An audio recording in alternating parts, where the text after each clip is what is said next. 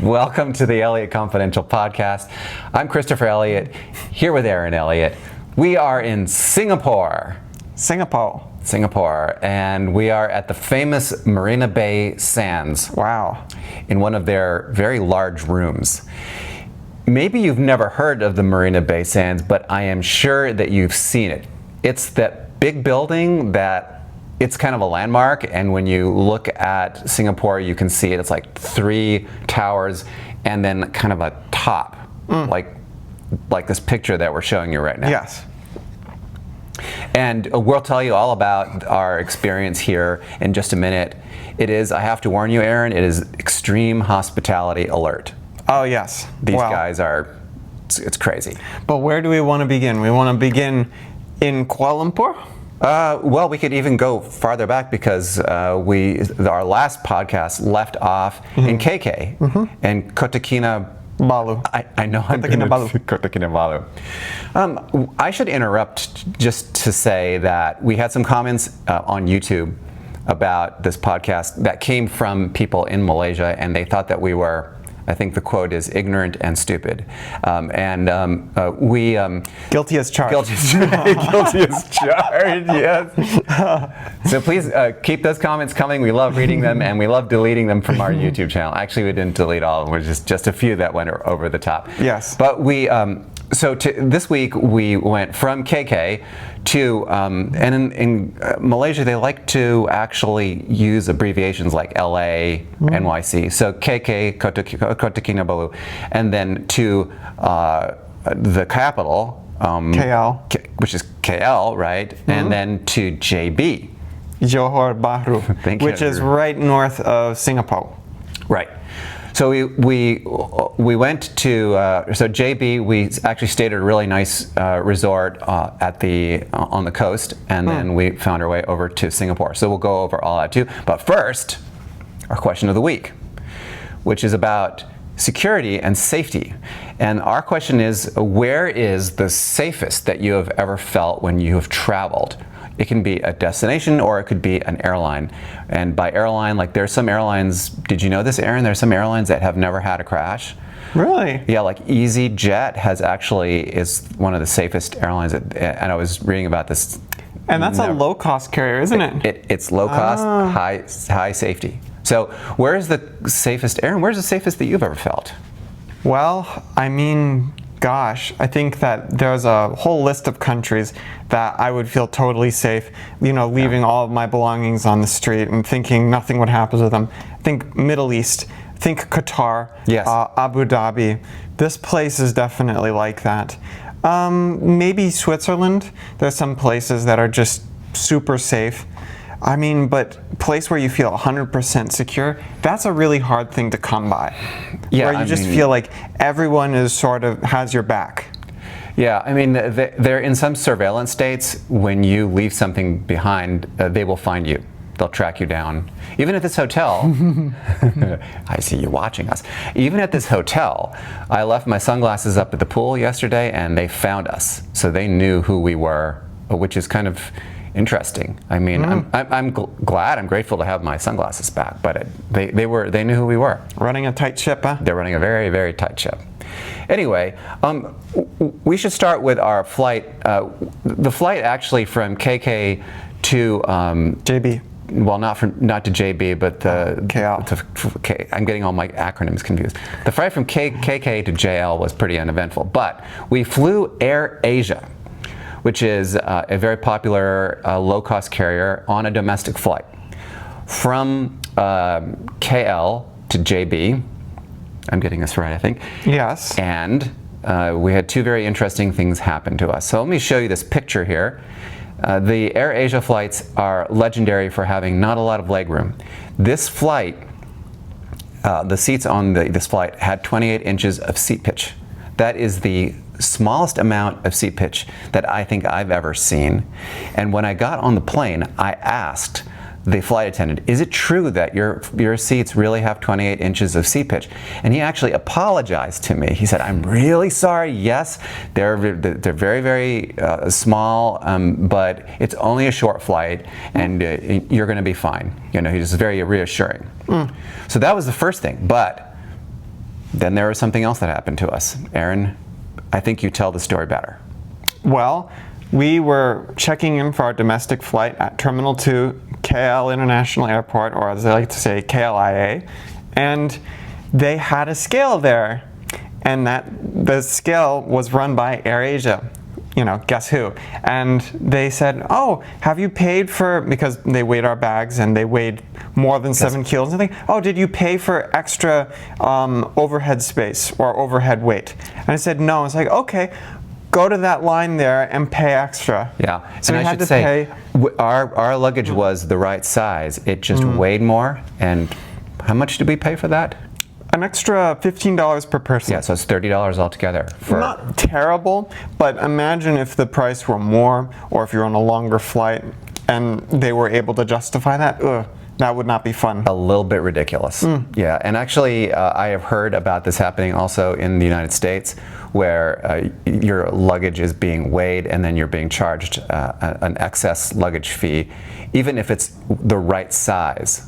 So, a warning to anyone who is traveling in the near future and flying, make sure that your carry-on luggage doesn't weigh too much, otherwise you could be charged extra. I have a couple of stories coming out on that, but really, really important. What I want to do one of these days is get like a really small bag and then just fill it with lead. It's just try to bring it on. It's like, oh, why is the conveyor belt stopped working at security? I don't know. Bowling ball. I want to take some bowling balls with me. Yeah, just to see what happens. Look, we all have different needs when we're traveling. Yeah, but you know the interesting thing is that they only charge one fee, so it's $15, and it can be as heavy as. Are you sure? Yeah, because yours was heavier than mine, and they charge us the same. Well, so I don't think that they. Maybe they have like an excess. Well, it doesn't matter. I don't know. If I were transporting bowling balls, maybe they would charge me more. we'll see. You don't have a bowling ball that you travel with. Why would I travel with a bowling ball? I don't know. I've heard of people traveling. Like I did a case a while back where there was someone who, you know how they say items may shift in flight, and someone they opened the overhead and there was a bowling ball and it fell on their head. And yeah, no, it's a true story. No way. Yeah. Oh my God. All right, so we went from KL to JB, got picked up there, and we went to a resort called the Anantara, one of our favorite places. And the Anantara was over in Desaru, which is on kind of like I want to say the east coast of Malaysia. And Aaron, what did we find there?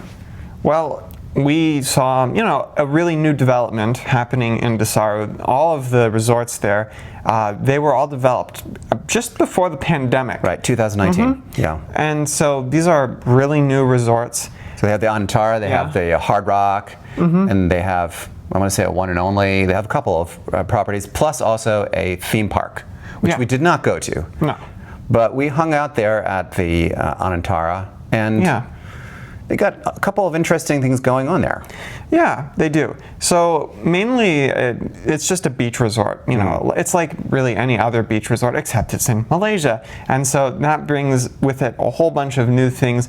We came really looking at the perspective of wellness, because this is a new project that you're working on. Series on wellness. Yep. So just a plug for his stories there. Thank you very much. Coming soon. Coming soon. Actually, tomorrow on Forbes, I'll have something on wellness, and I'll also, if you're getting my other newsletter, you'll get a link to it there.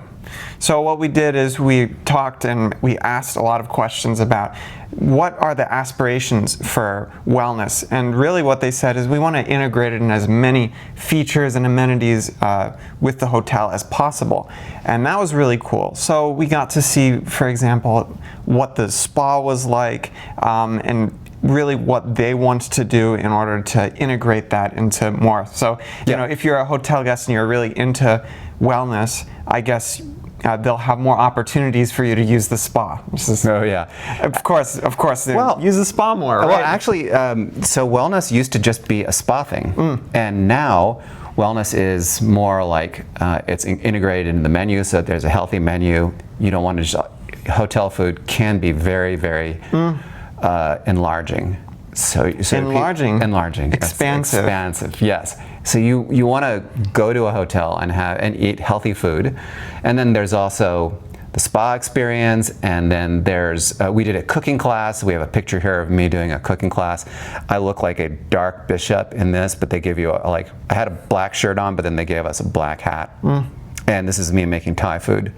Yeah. And then also other activities and excursions. So I went on a tour of the mangroves, and it was very peaceful. We saw a lot of really interesting wildlife. All that is part of the overall wellness experience that hotels are trying to do now. This is a really big trend. It used to be that when you thought of wellness, you just thought of getting a massage. Now it's everything. So my series, shameless plug for my series, is that I'm going to be researching stories about hotels that are doing this kind of integration and are trying to move to a more holistic definition of wellness. Yes, and there are a lot of really interesting projects happening around the hotel space about wellness. And I think one example is there's this resort in Phuket that we keep hearing about that has a full sort of integrated wellness program. It's basically a leader in that regard. So there's a lot of interesting things happening. But for right now, wellness is sort of your own deal. You still have to take care of it yourself.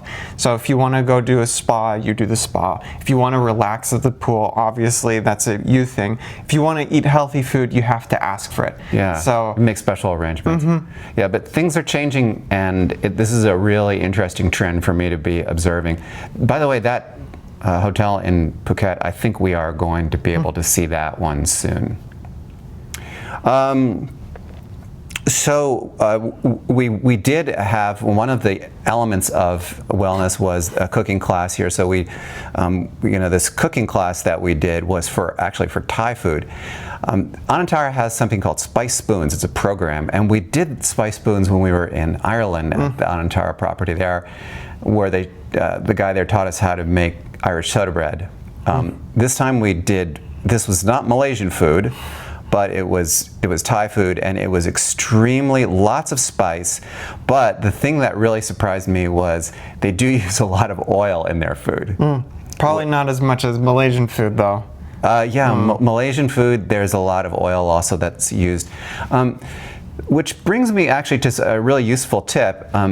Just because it's made with vegetables, or maybe they're cutting back on the meat, doesn't necessarily mean it's all healthy for you.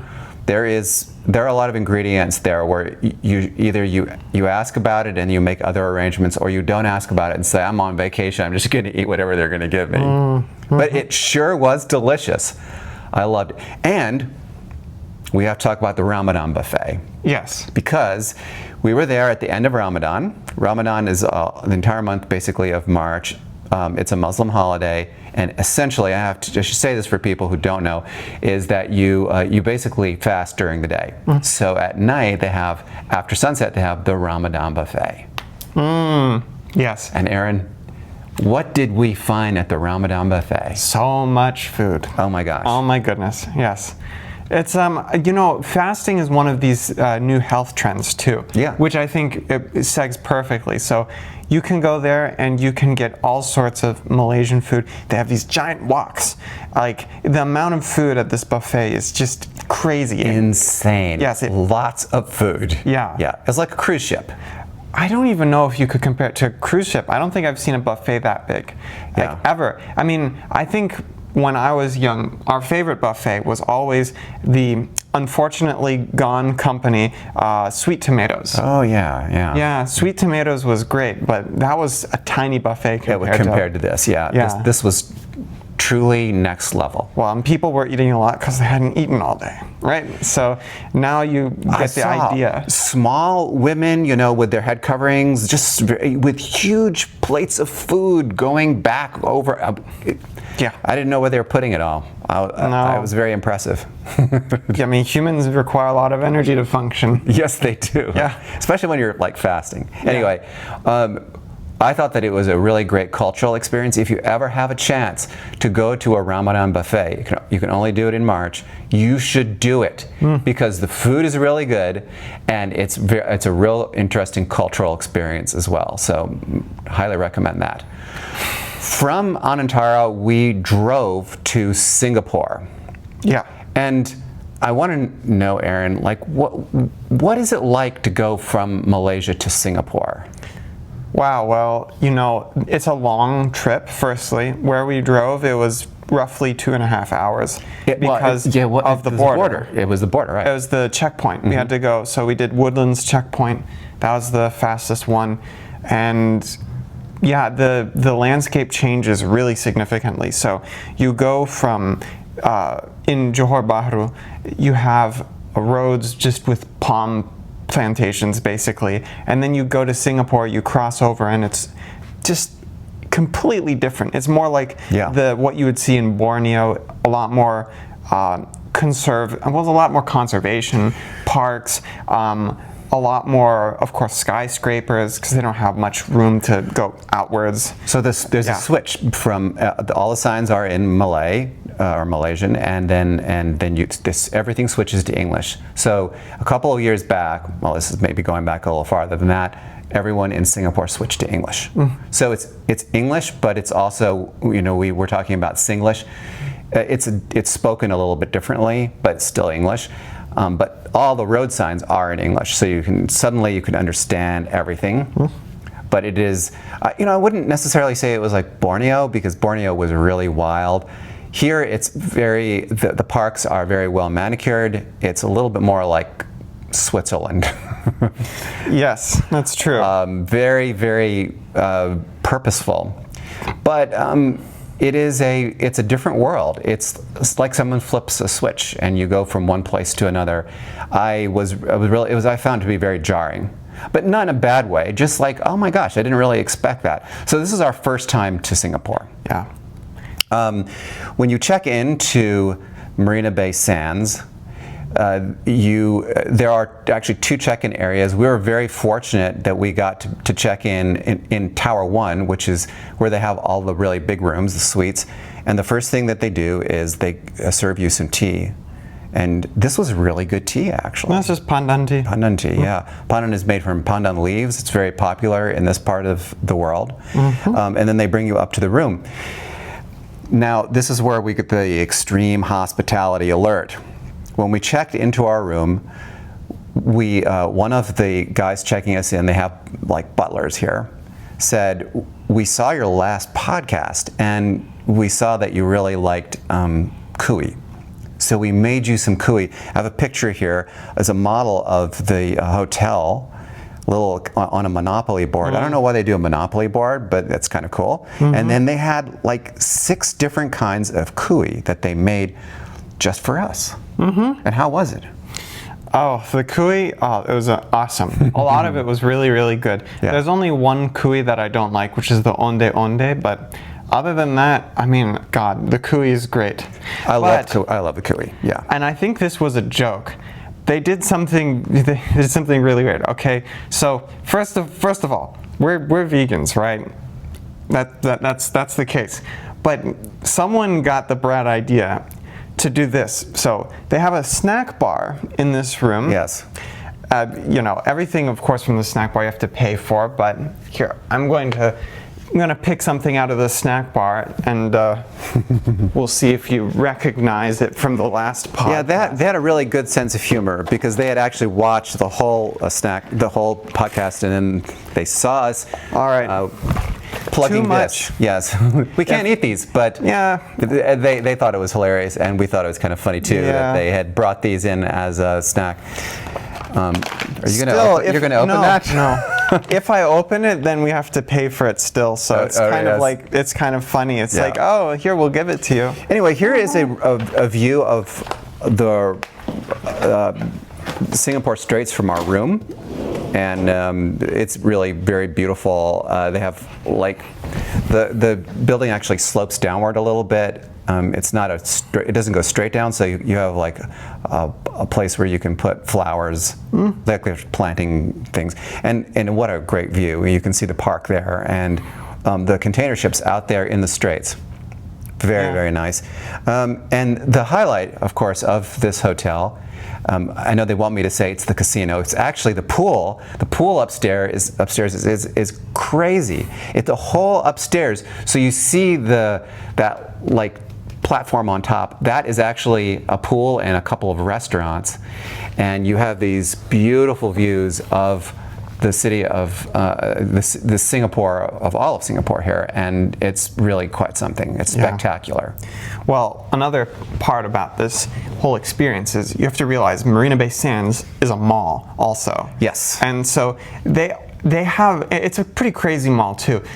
Anyway, roughly 9 years ago, my brother was super into like celebrity chefs and the cooking channel, and I remember that. Yeah. And so he wanted to go see Black Tap while we were in New York. Yeah. And they have a Black Tap here. They do. It's craziness. Our best meal so far, and there have been lots of really good meals, was a place called Milos, which is a Greek very famous Greek restaurant. Here's a picture of Aaron taking a picture. Taking picture. Yes. Yes. Now you speak Singlish. Oh my gosh, I'm learning Singlish. Taking a picture of the Greek food that we had. What is that dish there that was like almost a hummus? Oh bean? yeah, Santorini. Oh yeah, it was so Santorini.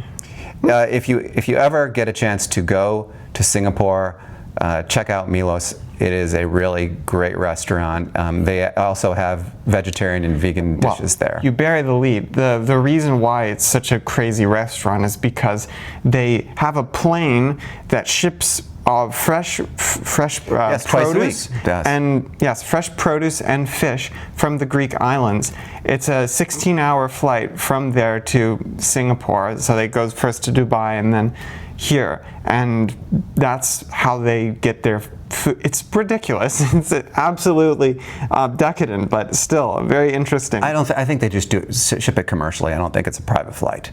Maybe, but in other case, yeah, they have a food court that has 2 Michelin star restaurants. Yes.